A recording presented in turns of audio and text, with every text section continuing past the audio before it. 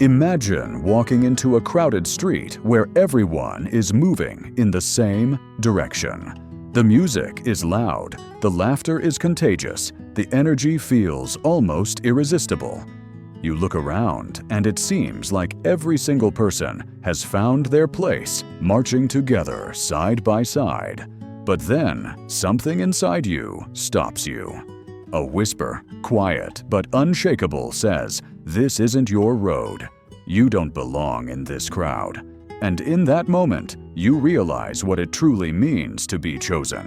To be chosen is to walk against the flow, to resist the current, to live with a calling that makes you different from everyone else.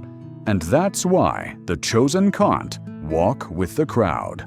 When Jesus said in John 15:19, "If you were of the world would love its own. But because you are not of the world, but I chose you out of the world, therefore the world hates you." He wasn't just giving you a poetic line. He was painting the reality of discipleship. To belong to Him means to be set apart, and being set apart is never comfortable, because comfort comes from fitting in, but calling comes from standing out. You know how it feels, don't you? To be surrounded by people you grew up with, friends, even family, and suddenly realize that your choices, your values, your priorities are no longer theirs. You don't laugh at the same jokes anymore. You don't crave the same parties. You can't even compromise on things they say are harmless, because deep down, your spirit tells you it's not harmless at all. That's the tension of the chosen life. It isolates you, but it also elevates you. It takes you away from what is common, so you can step into what is eternal. Look at Noah.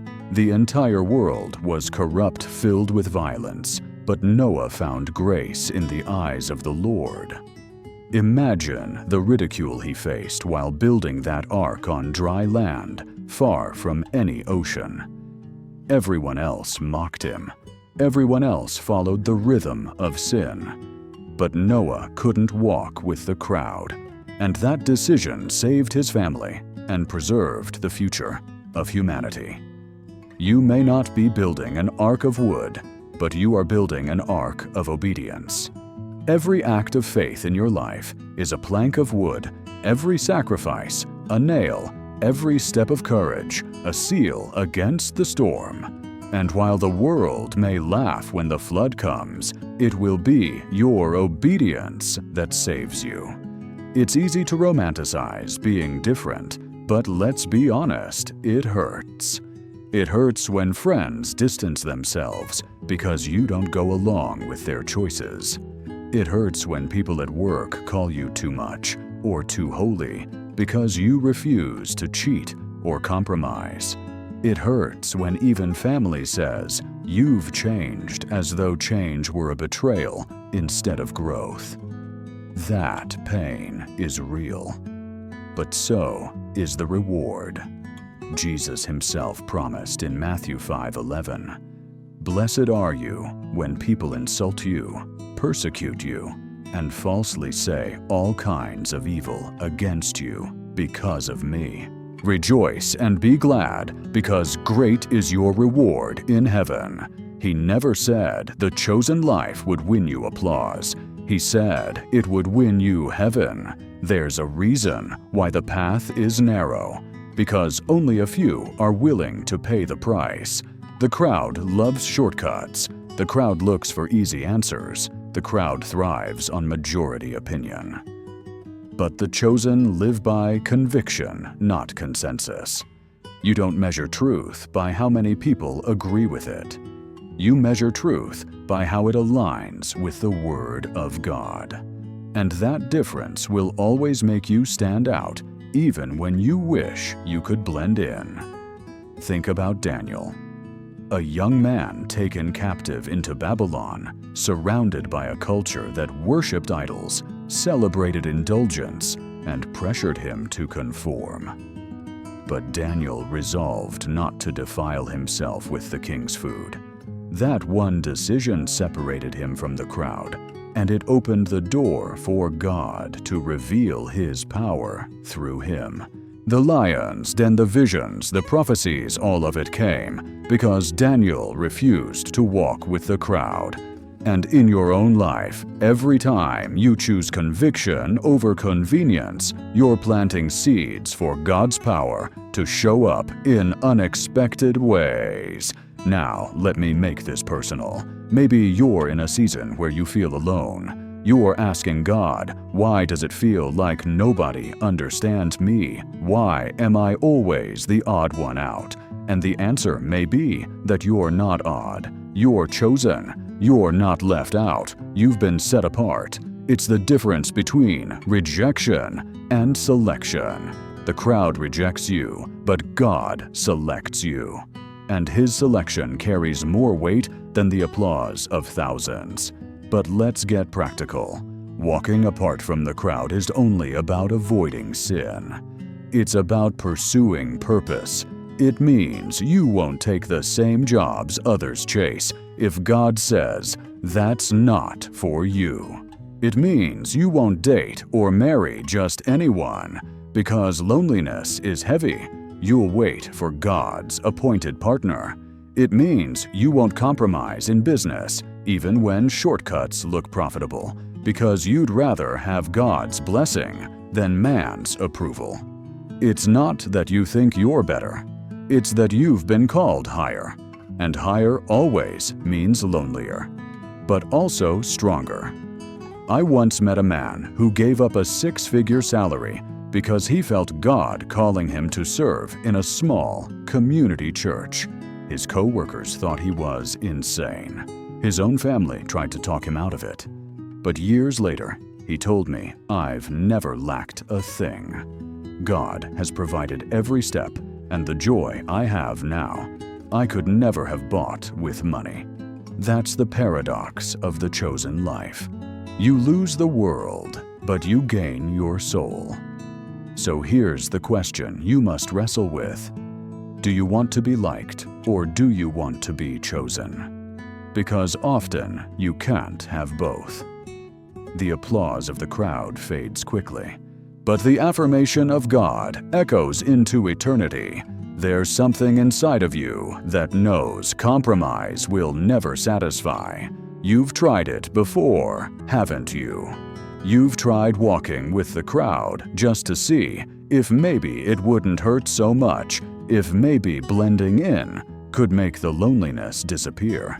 But every time you tried to silence your conviction, something deeper inside you began to ache.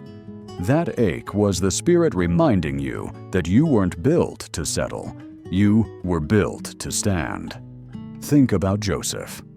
Betrayed by his brothers, sold into slavery, thrown into prison for refusing the advances of Potiphar's wife.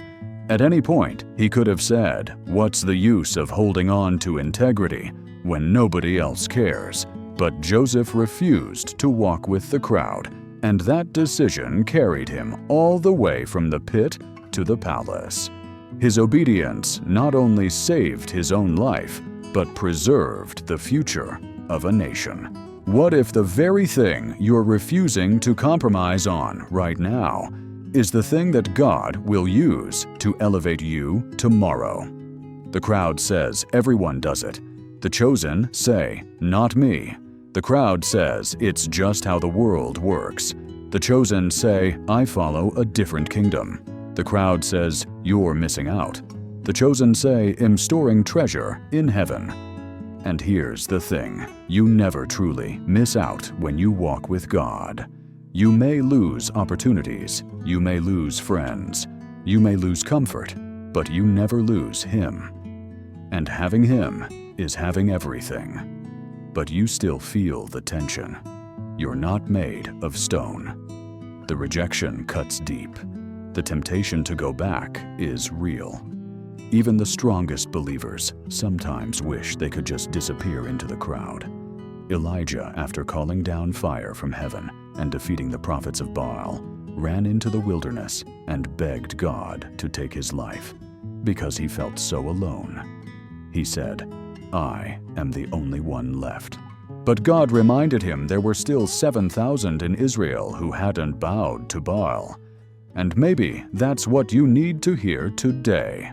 You're not the only one. You may feel alone, but God always has a remnant. Somewhere out there, there are others who refuse to bow. I want you to picture this. You're at a fork in the road.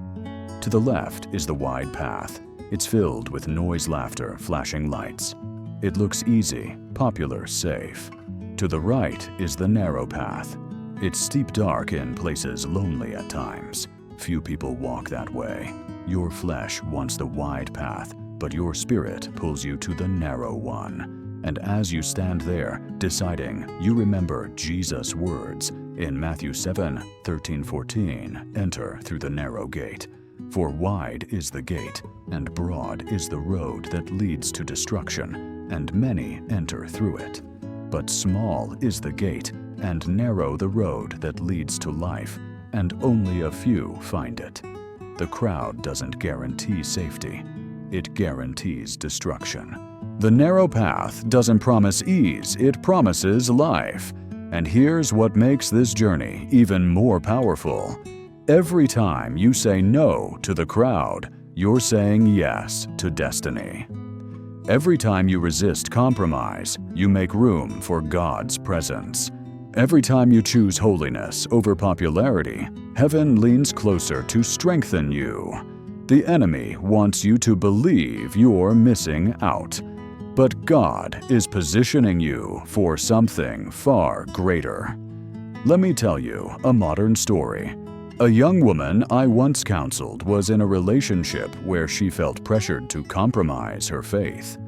The man she loved wasn't interested in God, but the fear of loneliness kept her clinging to him. One day she told me, I feel torn in two. I love him, but I can't keep pretending I'm someone I'm not. With tears, she walked away from that relationship. It broke her heart.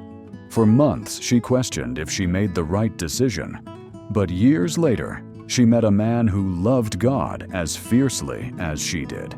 Together, they built a Christ-centered home, and today, she thanks God she didn't walk with the crowd of compromise. Sometimes, the hardest separation leads to the greatest blessing. And that's why you can't ignore that whisper inside of you. It's the same whisper Abraham heard when God told him to leave his homeland, his relatives, his comfort zone, and go to a land God would show him. Abraham didn't have a map. He didn't have a crowd to guide him. He only had a promise. And because he obeyed, he became the father of nations. Do you realize the ripple effect your obedience can have generations after you could be blessed because you chose to walk apart today? But here's the challenge. Obedience always feels costly at first. It costs you friends. It costs you popularity. It costs you opportunities.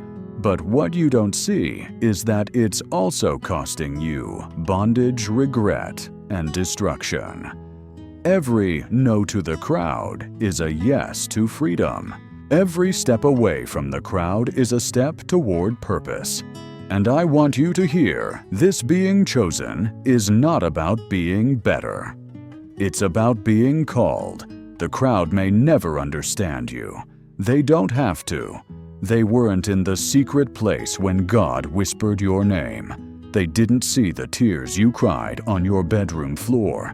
They don't know the nights you wrestled with doubt but still chose faith. They don't know the battles you've already survived just to stand where you are now. Only you and God know that. And that's why only God's approval matters. So, if you feel like an outcast, take heart. The stone the builders rejected became the cornerstone. If the world thinks you're too different, too intense, too radical, then you're in good company. They said the same about Jesus. And He's the one you're following.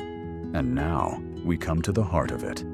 You've been feeling the weight of being different, the sting of rejection, the pressure of loneliness. You've wondered if maybe it would be easier to slip back into the crowd and just live like everyone else. But here's the truth you cannot ignore. If you're chosen, you will never truly fit back into the crowd again. Once your eyes are opened, you can't close them. Once your heart has tasted the presence of God, no substitute will satisfy. You may try to silence the call, but the call will keep rising inside of you louder than the voices of compromise. The children of Israel knew this. They were delivered from Egypt, but when the wilderness grew hard, they cried out, "Let's go back." At least in Egypt, we had food. Do you see the deception? The crowd convinces you to trade freedom for familiarity. But you cannot go back to Egypt once you've seen the Red Sea part. You cannot go back to chains once you've tasted the manna of heaven. And neither can you. Think of Peter. When the crowds abandoned Jesus after his hard teachings, Jesus turned to the 12 and asked, "Do you also want to go away?" And Peter answered, "Lord, to whom shall we go? You have the words of eternal life." That's the cry of every chosen heart. Where else would I go? What else compares to you? You may stumble. You may question. You may even walk away for a season. But deep down, you know you can't stay in the crowd because your spirit has been marked by eternity. And here's the hope you must never forget. Though the chosen may walk apart from the crowd, they never walk alone. You walk with Christ. You walk with the Spirit guiding your steps. You walk with angels watching over you. You walk with a cloud of witnesses cheering you on. The crowd may turn their back, but heaven leans in closer. Every step you take is recorded. Every tear you cry is counted. Every sacrifice you make is honored. Let me tell you one more story. A missionary once shared how he left behind everything family, fortune, comfort to serve in a remote village where the gospel had never been preached. For years, he faced sickness, rejection, and loneliness. He buried friends. He missed milestones back home. But he stayed faithful.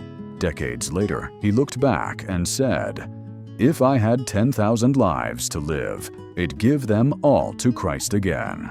That's the voice of someone who refused to walk with the crowd.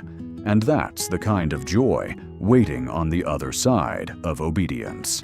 So what about you? Where is God asking you to separate from the crowd right now? Maybe it's a friendship that keeps pulling you down. Maybe it's a habit that everyone else calls normal, but you know it poisons your soul. Maybe it's a career path that looks secure, but doesn't align with your calling. Maybe it's a secret sin that hides comfortably in the crowd's shadows, but dies in the light of God's presence. The chosen life demands choices, daily, difficult, but divine choices. You've got to ask yourself, am I living for applause or for eternity? Am I chasing comfort or calling? Am I following the crowd or am I following Christ? Because the two roads don't lead to the same destination. One ends in destruction, the other in life. And you, my friend, have been called to life. You see, the enemy doesn't mind you going to church as long as you keep walking with the crowd. He doesn't mind you saying you're a believer as long as your convictions don't cost you anything. But the moment you step away, the moment you start living differently, the moment you draw the line and say, "As for me and my house, we will serve the Lord," that's when you become dangerous to Him. And that's when heaven begins to back you up with power you never imagined. And yes, it's going to be hard. Jesus never sugarcoated that. He said, "If anyone wants to follow me, let him deny himself, take up his cross, and follow me." Notice, he didn't say, take up your comfort, your convenience, your applause. He said, your cross. A cross means death. Death to your pride, death to your old ways, death to your desire to fit in. But on the other side of that death is resurrection life. You cannot experience the fullness of His life if you're still clinging to the crowd's approval. So here's my challenge to you today. Stop trying to blend in where you were never meant to belong. Stop apologizing for the fire in your bones. Stop dimming your light to make the crowd comfortable. You weren't called to blend. You were called to shine. Jesus has said, "You are the light of the world." A city on a hill cannot be hidden. The crowd may prefer darkness, but the chosen carry light. And when you walk in that light, you become a beacon for others who are lost in the crowd, desperate for a way out. Don't be surprised if the crowd misunderstands you. They misunderstood Jesus too. Don't be discouraged if the crowd rejects you. They rejected Him first. But remember this, you are not defined by the crowd's opinion. You are defined by God's calling. And if He chose you, He will carry you. So the next time you're tempted to join the crowd, just to ease the loneliness, remember the crowd can't give you what God promised. The crowd can't fill the void in your heart. The crowd can't write your name in the book of life. Only Christ can, and it's worth every lonely night, every painful separation, every sacrifice. And now, as you let these words settle in your spirit, I want to leave you with this. The chosen life is costly, but it's the only life worth living. You can't walk with the crowd because you were never made for the crowd. You were made for the kingdom. You were made to stand out, to stand firm, and to stand with Christ, even if it means standing alone. So I ask you, will you keep walking with the crowd, or will you step into your calling? The decision is yours. And if these words stirred something in you, don't keep them to yourself. Share this message with someone who needs to be reminded that being different is not a curse, it's a calling. Subscribe for more encouragement, and take a moment to reflect, where in your life is God asking you to step away from the crowd? Because the chosen can't walk with the crowd, and neither can you.